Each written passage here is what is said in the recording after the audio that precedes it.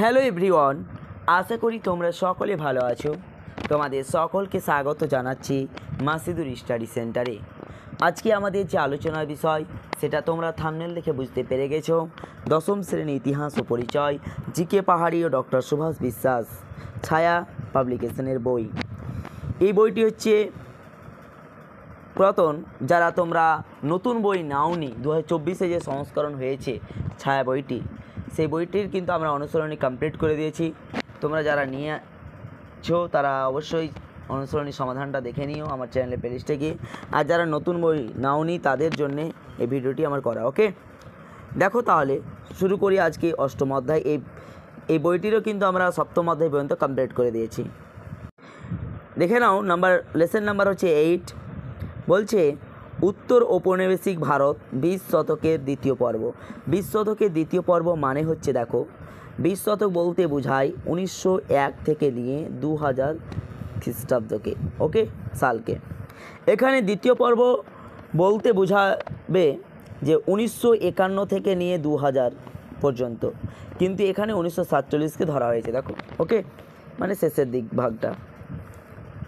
আর যদি বলা হয় 19 শতক, আমরা পড়ি না 19 শতকের দ্বিতীয় পর্ব, দ্বিতীয় নাম্বার লেসনে অনেক পড়েছো, তাহলে 19 শতক বলতে বোঝায় 1801 থেকে নিয়ে 1900 সাল পর্যন্তকে বলা হয় 19 শতক, মানে এক বছর পিছিয়ে যাবে। যদি বলে 18 শতক তাহলে ওটা 17 থেকে চালু হবে, 1701 থেকে নিয়ে 1800। ওকে, চলো তাহলে শুরু করি আজকের আলোচনার বিষয়। নাম্বার 1 কোশ্চিন দেখো, বলছে যে স্বাধীন ভারতের প্রথম গভর্নর জেনারেল ছিলেন Lord Mount Batten. Option number A সঠিক অ্যান্সার। নাম্বার 2, স্বাধীন ভারতের প্রথম রাষ্ট্রপতি ছিলেন বাবু রাজেন্দ্র প্রসাদ। নাম্বার 3, রাজ্য পুনর্গঠন কমিশনের সভাপতি ছিলেন Fazal Ali. Option number D. Next question, ক্লাসটি প্রথম থেকে নিয়ে একেবারে শেষ পর্যন্ত মনোযোগ সহকারে শোনো, দেখো এবং নোট করতে থাকো। দেখবে তোমার এখানেই 80 থেকে 90% পড়া এখানেই হয়ে যাবে ক্লাসেই। ওকে, আর আমাদের পরিবারের সদস্য না হয়ে থাকলে অবশ্যই চ্যানেলটি সাবস্ক্রাইব করে আমাদের পরিবারের সদস্য হয়ে যাও, কারণ আমরা আর একেবারে কিছুদিনের মধ্যেই, কয়েকদিনের মধ্যেই বলা যায়, মক টেস্টের ব্যবস্থা করেছি, চালু করতে চলেছি ইতিহাসের মক টেস্ট সুপার 25। ওকে, মক টেস্ট দেখো। নাম্বার 1, একটি বাক্যে উত্তর দাও, ভারতের স্বাধীনতা আইন কবে পাস হয়? ভারতের স্বাধীনতা আইন পাস হয়, ভেরি ভেরি ইম্পর্টেন্ট কোশ্চিন। তোমরা আবার কেউ লিখে দিও না 1947 খ্রিস্টাব্দে 15 আগস্ট। স্বাধীনতা পাওয়া আলাদা, স্বাধীনতা আইন কবে আইন পাওয়া আলাদা। ওকে, তাহলে সঠিক অ্যান্সার হবে 1947 খ্রিস্টাব্দের কত বলো তো? 18 July. Clear? 18 July. Next question, ভারতের স্বাধীনতা লাভের পর গুরুত্বপূর্ণ কোন দেশীয় রাজ্য ভারতে যোগ দিতে অস্বীকার করে? সবচেয়ে বেশি দেখো, জুনাগড়, হায়দ্রাবাদ, কাশ্মীর সবাই একত্রিত হয়েছিল, স্বাক্ষর করেছিল, কিন্তু এই 3টি দেশীয় রাজ্যের মধ্যে হায়দ্রাবাদ অস্বীকার করেছিল, যোগ দিতেই চায়নি। একে ভারত যখন নিজে গিয়ে তাকে অধিকার করে, হ্যাঁ, তখন তিনি রাজি হয়েছিল যোগ দিতে, হায়দ্রাবাদ। নেক্সট কোশ্চেন দেখো, ঠিক বা ভুল নির্ণয় করো। নাম্বার 1 বলছে লৌহ মানব নামে পরিচিত বাবু রাজেন্দ্র প্রসাদ, তাহলে এটি কি? এটি আমরা প্রত্যেকে জানি এটি ভুল। ভুল তো জানি, তাহলে সঠিক কোনটি বলো তো? আমরা প্রত্যেকে জানি এটি ভুল, তাহলে প্রত্যেকে সঠিক কোনটা জানি সেটা তোমরা অবশ্যই যতজন ক্লাসটি দেখবে অবশ্যই কমেন্ট সেকশনে কমেন্ট করে জানাতে ভুলবে না। ওকে, আমি কিন্তু কমেন্ট চেক করবো এবং রিপ্লাই দেবো তোমাদের। নাম্বার 2, জাতিপুঞ্জ 1948 খ্রিস্টাব্দে যুদ্ধবিরতি সীমারেখা বা নিয়ন্ত্রণ রেখায় এলওসি, লাইন অফ কন্ট্রোল, এলওসির প্রণাম হচ্ছে লাইন অফ কন্ট্রোল, জাতিপুঞ্জের পরিদর্শক নিয়োগ করে, তাহলে এটি হচ্ছে সত্য। নাম্বার 3, পূর্ব পাকিস্তান থেকে আগত সর্বাধিক উদ্বাস্তু আশ্রয় নেয় আসাম ও ত্রিপুরা রাজ্যে, এটি হচ্ছে মিথ্যা। সবচেয়ে বেশি উদ্বাস্তু আশ্রয় নিয়েছিল পাঞ্জাব এবং কোথায় নিয়েছিল? বাংলাতে, আমাদের এই পশ্চিম বাংলাতে আশ্রয় নিয়েছিল। বুঝা হলো ব্যাপারটা? কিন্তু এখানে কী হয়েছিল? পাঞ্জাবে সেই দেশের সরকার, আমাদের দেশের সরকার আর ওই দেশীয় রাজ্যের সরকার মিলে তাদের আশ্রয়স্থল বা পুনর্বাসন ত্রাণ দিতে পেরেছিল, মেটাতে পেরেছিল। কিন্তু বাংলাতে 1947 থেকে নিয়ে 1971 খ্রিস্টাব্দ পর্যন্ত কিন্তু এই উদ্বাস্তু বা শরণার্থীরা আসতেছিল। তাই এখানে কিন্তু হিমশিম হয়েছিল, সরকার ব্যর্থ হয়েছিল। এছাড়া তারা কোথায় ফুটপাতে, রেল লাইনের ধারে তারা আশ্রয় গ্রহণ করেছিল। বুঝালো ব্যাপারটা? তোমরা বইয়ে দেখতে পড়তে পাবে, লেখা আছে সমস্ত। তোমরা যদি ডিটেলসে ক্লাসে অবশ্যই কমেন্ট সেকশনে কমেন্ট করে জানাবে। চলো তাহলে এটি ভুল নাম্বার। নেক্সট দেখো, কয় স্তম্ভের সঙ্গে ক্ষয় স্তম্ভ? নাম্বার 1 হরি সিং, তাহলে এটি হয়ে যাবে কি কাশ্মীরের রাজা ছিলেন হরি সিং। নাম্বার 2 মেহেরচাঁদ মহাজন, তাহলে 2 নম্বর হবে কাশ্মীরের প্রধানমন্ত্রী। নাম্বার 3 শেখ আবদুল্লাহ হয়ে যাবে ন্যাশনাল কনফারেন্স নেতা। ওসমান আলী খান বলার অপেক্ষা রাখে না, 1 হায়দ্রাবাদের নিজাম। তারপরে দেখো আছে প্রদত্ত ভারতবর্ষের রেখা মানচিত্র নিম্নলিখিত স্থানগুলি চিহ্নিত করে দেখাও। এগুলো আমি একটা মানচিত্র, অনেকগুলো মানচিত্র তোমাদের একসঙ্গে দেখিয়ে দেবো ওভারঅল। ওকে, পুরো পুরো বই থেকে যতগুলো মানচিত্র হবে সব কিছুটা কয়েকটা ম্যাপে আমি দেখিয়ে দেবো, বা 6টা ম্যাপে। দেখো, শূন্যস্থান পূরণ করো। স্বাধীন ভারতের শেষ গভর্নর জেনারেল ছিলেন কে? তাহলে এর সঠিক আনসার কী হবে? স্বাধীন ভারতের শেষ গভর্নর জেনারেল ছিলেন চক্রবর্তী রাজা গোপালাচারী। তাহলে লিখে নাও, চক্রবর্তী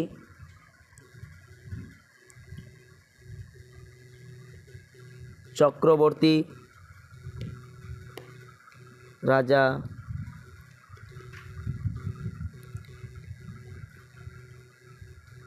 গোপালাচারী। ওকে, নেক্সট চলো কোশ্চেন নাম্বার 2 হচ্ছে প্রান্তিক মানব গ্রন্থে ফুটে উঠেছে ড্যাশ। তাহলে ফুটে উঠেছে বাঙালি উদ্বাস্তুদের আগমন।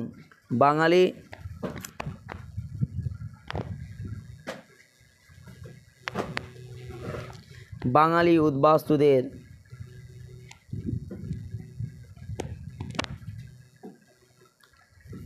আগমন। ক্লিয়ার? চলো নেক্সট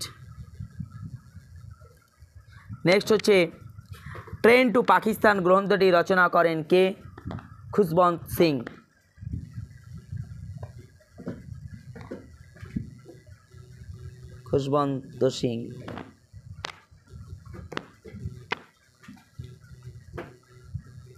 নেক্সট 4 রাজ্য পুনর্গঠন আইন পাস হয় ড্যাশ খ্রিস্টাব্দে? 1956 খ্রিস্টাব্দে। ওকে, তারপরে নাম্বার নিম্নলিখিত বিবৃতিগুলির সঙ্গে সঠিক ব্যাখ্যাটি নির্বাচন করো। বিবৃতি: 1947 খ্রিস্টাব্দে ভারত ভাগ হয়। তাহলে এর সঠিক ব্যাখ্যা কি? এই ঘটনা ব্রিটিশদের চক্রান্ত ছাড়া অন্য কিছু নয়। ব্যাখ্যা নাম্বার ক হচ্ছে সঠিক ব্যাখ্যা। নাম্বার 2 বিবৃতি দেখে নাও, বলছে দেশীয় রাজ্যগুলির ভারতভুক্তি ভারতের স্বার্থে প্রয়োজনীয় ছিল। তাহলে এর সঠিক ব্যাখ্যা হচ্ছে ব্যাখ্যা নাম্বার খ, ভারত রাজনৈতিক অনৈক্য ও অনিশ্চয়তার হাত থেকে রেহাই পায়। তারপরে দেখো 2 নম্বর মার্ক বিভাগ গ এর আর বিভাগ ঘ এর, যে এখানে আছে 4টি প্রশ্ন, এখানে আছে 3টি প্রশ্ন। আমি সেই উত্তরগুলো দেখিয়ে দিচ্ছি, তোমরা নোট করে নিবে। ওকে, দেখো মাউন্ট ব্যাটেন পরিকল্পনা বা প্রস্তাব একই ব্যাপার। তাহলে এটা কত দূর পর্যন্ত লিখবে বলে দিচ্ছি। দেখো এখান থেকে নিয়ে এই পর্যন্ত তো অবশ্যই লিখবে। এতে বলা হয় একটা লিখে দিবে, আর একটা এখানে 3টা আছে 2টো লিখে দিবে। ওকে, এটা বা এটা লিখে দিবে, 3টা আছে 2টো লিখে দিবে। চলো নেক্সট এখানে দেখো 2 নম্বর কোশ্চেন হচ্ছে কোন কোন ভূখণ্ড নিয়ে পাকিস্তান রাষ্ট্র গড়ে ওঠে। তাহলে এখানকার এই পয়েন্টটা লিখবে তোমরা, এগুলো কিছু পয়েন্ট করতে হবে না, এগুলো কাটা।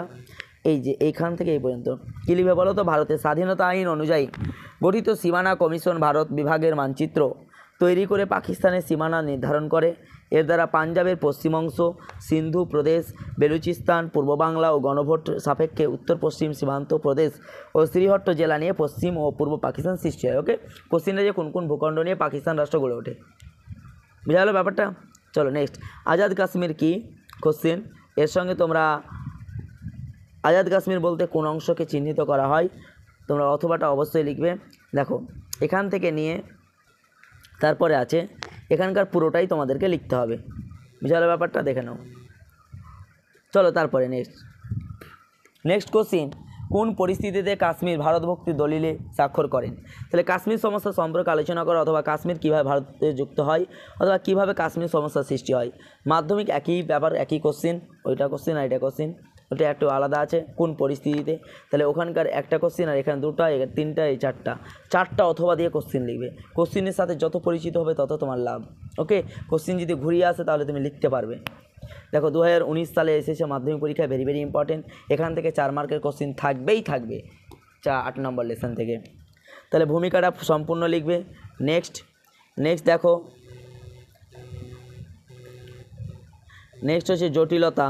এখানে খুব বড় বড় করে পয়েন্ট দেওয়া নেই, জটিলতা অবশ্যই সম্পূর্ণ। পাখানা সম্পূর্ণ। ভারতভক্তি দলিলে স্বাক্ষর এখানে বুঝতে পারবে। দেখো, কাশ্মীর সামরিক সহায়তার আবেদনের প্রেক্ষিতে ভারত সরকার জানিয়ে দেয় যে মহারাজা ভারতভক্তির দলিলে স্বাক্ষর করলে তবেই তারা কাশ্মীর সেনা পাঠাবে। এদিকে পাক বাহিনী কাশ্মীরের বিভিন্ন স্থান দ্রুত দখল করতে থাকলে মহারাজা হরি সিং ভারতভক্তির দলিলে স্বাক্ষর করেন। বুঝে গেছে ব্যাপারটা? এইটা হচ্ছে মূল পয়েন্ট। তারপরে দেখে নাও এই সম্পূর্ণটা, 4টা 5টা 6টা পারফেক্ট আছে, সম্পূর্ণ লিখে দেবে। নেক্সট 2 নম্বর কোশ্চিন হচ্ছে যে দেশভাগ পরবর্তী ভারতে উদ্বাস্তু সমস্যার ক্ষেত্রে 2 ধরনের নীতি কেন ছিল বলে মনে হয়? কেন ছিল? এখানে লেখা আছে কেন দেশভাগ পরবর্তী সময়ে উদ্বাস্তু সমস্যার ক্ষেত্রে 2 ধরনের নীতি ছিল কেন। তাহলে ভূমিকাটা সম্পূর্ণ লিখবে। এখানে পাঞ্জাব দিয়ে দেখো, এখানে আছে, তাহলে এখানকার দেখো তোমরা লিখবে, এখানে পাঞ্জাবের 1-2 পয়েন্ট লিখবে, 1 নম্বর আর 3 নম্বর লিখবে, আর বাংলার 1 নম্বর আর লিখবে তোমরা 2 নম্বর লিখবে। ওকে, ক্লিয়ার?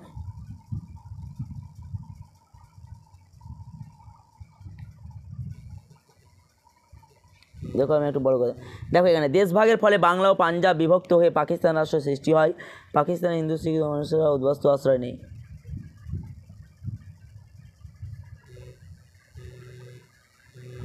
দেখে নাও, এখানে উপসংহার আছে, উপসংহারটা সম্পূর্ণ। চলো নেক্সট কোশ্চিন বলছে আত্মজীবনী ও কথায় দেশভাগ বিষয়টি সংক্ষেপে আলোচনা করো, অথবা আত্মজীবনী ও স্মৃতিকথা থেকে দেশভাগ ও দেশত্যাগ তথা উদ্বাস্তু জীবন সম্পর্কে কি জানতে পারি। তাহলে এটা হচ্ছে তোমাদের 3 নম্বর কোশ্চিন। ভূমিকাটা সম্পূর্ণ লিখবে, বা হয়ে গেল ভূমিকাটা সম্পূর্ণ। তারপরে নেক্সট আত্মজীবনী ও কথায় দেশভাগ। তাহলে এখানে দেখো বিভিন্ন নাম দেওয়া আছে। শ্রী হিরণময় বন্দ্যোপাধ্যায় রচিত উদ্বাস্তু লেখক পশ্চিমবাংলা উদ্বাস্তু কমিশনার ছিলেন। পশ্চিমবাংলার উদ্বাস্তু কমিশনার কে ছিলেন? তাই হিরণময় বন্দ্যোপাধ্যায়। তার মূলত স্মৃতিগ্রন্থমূলক গ্রন্থ। 1 নম্বর 2 নম্বর 3টা লিখবে। ওকে, এখানকার 3টা লিখবে। তারপরে চলো নেক্সট 3টা,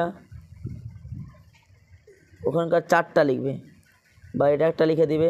ডক্টর ভীমরাও ও রামজি আম্বেদকর, এটা একটা লিখে দিলে। ছোটো আছে Khushwant Singh train to Pakistan, important. তারপরে আত্মজীবনের স্মৃতিকথা দেশভাগের বর্ণনা, এটুকুনটা লিখবে। একটা লিখবে, 2টা 3টা লিখবে। 3 নম্বরটা লিখবে না, 4 নম্বরটা লিখবে। ওকে, আর মূল্যায়নটা ক্লিয়ার। চলো নেক্সট কি সংবিধান স্বীকৃত ভাষা। তোমাদের বই আছে সংবিধান কিভাবে কেন বিভিন্ন ভাষাকে স্বীকৃতি দেওয়া হয়েছে। তাহলে দেখো সংবিধানে কেন এবং কিভাবে বিভিন্ন ভাষাকে স্বীকৃতি দেওয়া হয়েছে, লাস্ট অথবা দিয়ে কোশ্চিন। আর ওটাও পারলেই তোমরা অবশ্যই ওপরকার কোশ্চিনটা লিখে নিও। ভূমিকা পুরোটা লিখবে। সরকারি ভাষা কমিশন, তাহলে এটা কত বড় হবে? অনেক বড় আছে তো। তাহলে এখানকার সম্পূর্ণটা লিখবে। এখানকার 2টো লিখবে, 2টো লিখলে 2টো থেকে 2টো লিখবে ওখানকার, ঠিক আছে। তারপরে অহিন্দি ভাষী রাজ্য বিরোধিতা, এখানকার একটা লিখে নিয়ে তো 3 নম্বরটা। এটা অহিন্দি ভাষী রাজ্য বিরোধিতা, সম্পূর্ণ পয়েন্টটা লিখবে। সরকারি ভাষা আইন পাস, সম্পূর্ণ পয়েন্ট লিখবে। সংবিধান স্বীকৃত ভাষা, সম্পূর্ণটা লিখবে, দিয়ে মূল্যায়নটা লিখে দেবে। ওকে, চলো তাহলে আজকে এই পর্যন্ত। দেখা হচ্ছে নেক্সট ভিডিওতে। তোমাদের সঙ্গে দেখা হবে মক টেস্টে। এছাড়াও অন্য সাবজেক্টে হবে জীবন বিজ্ঞান বা ভূগোল রণজিৎ গরং কমপ্লিট করানো আছে। আর সমরেন্দ্রনাথ মদকের 2টো লেসন বাকি আছে, সেটা আপলোড করে দেব। আর ইতিহাসের কিন্তু আমাদের সম্পূর্ণ প্রায় 3, 4, 5, 6টা রাইটারের বইয়ের 3টা রাইটারের বইয়ের পুরোপুরি সম্পূর্ণ, আর এটা একটা পুরাতন ভার্সনে 4টা রাইটার পুরো সম্পন্ন, আর শুধু বাণী সংসদ আর তোমার প্রান্তিকেরটা বাকি আছে কয়েকটা লেসন, সেটা আমরাও আপলোড করে দেব। ওকে, কেউ যদি পারো তোমরা ভালো রেয়াল করার জন্য, তাহলে পুরো যত রাইটারে আছে সমস্ত রাইটার অনুশীলনী সমাধানগুলো করে নিও। যত করবে তত তোমার বাড়বে ব্রেন বুদ্ধি। ওকে, তাহলে অল দ্য বেস্ট, ভালো থাকবে, সুস্থ থাকবে, মন দিয়ে পড়াশোনা করবে, সামনে তোমাদের মাধ্যমিক।